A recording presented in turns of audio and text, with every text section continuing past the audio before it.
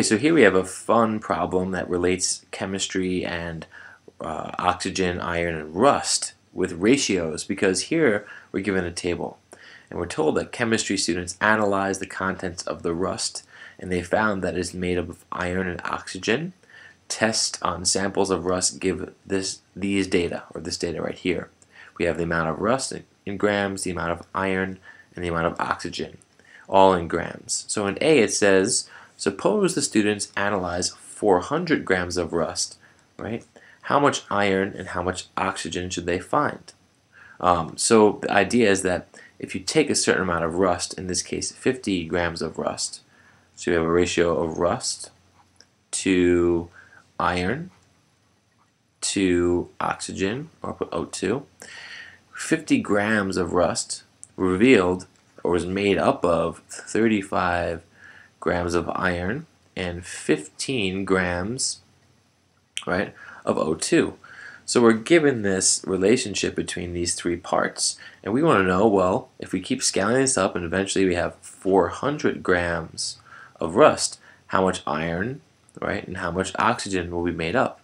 Well, we can start to double this ratio. We get 30 grams, right, 100 grams of rust and 70 grams of iron.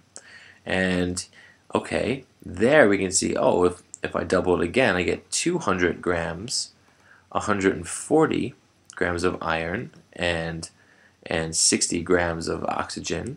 And I double it again, I'll reach my goal. So I'll have 280 grams of iron and 120 grams of oxygen.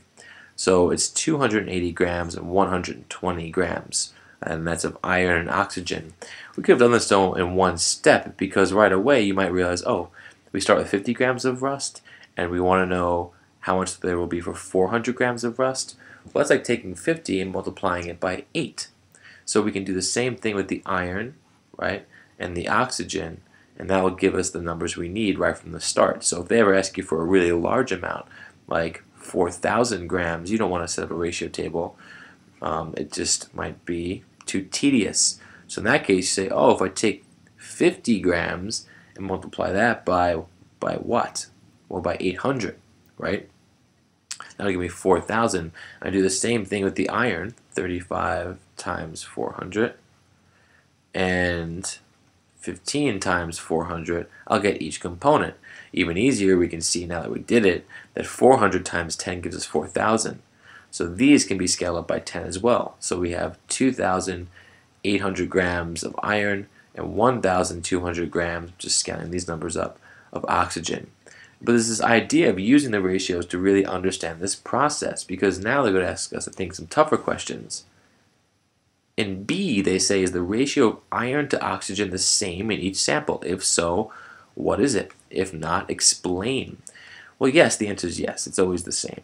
And you might know that scientifically, but you can see it here.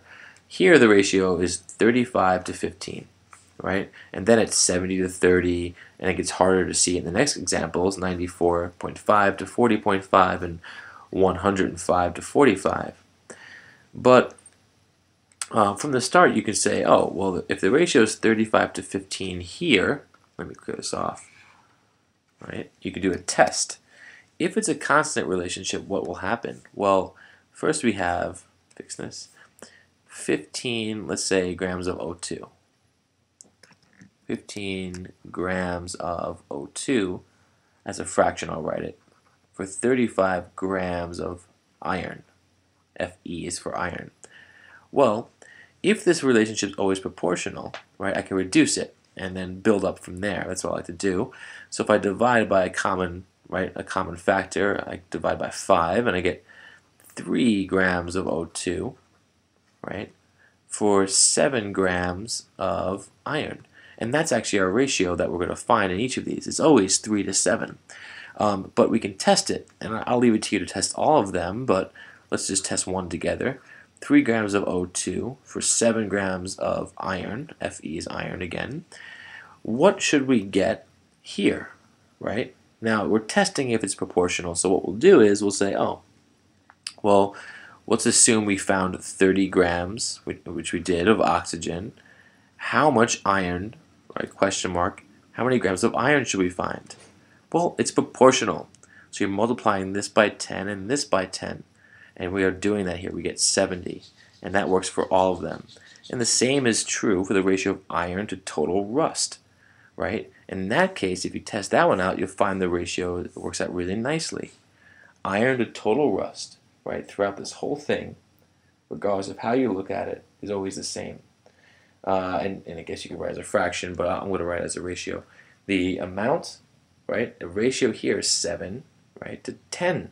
And you can see it in this part-to-part fraction, right? There are 7 grams of iron for 7 grams of iron and 3 grams of oxygen. That's 10 grams. So altogether it's 10 grams and 7 of them are iron. And that's our ratio throughout. And you could test it in the same way, but I'll leave that to you because I've got to go. All right, thanks.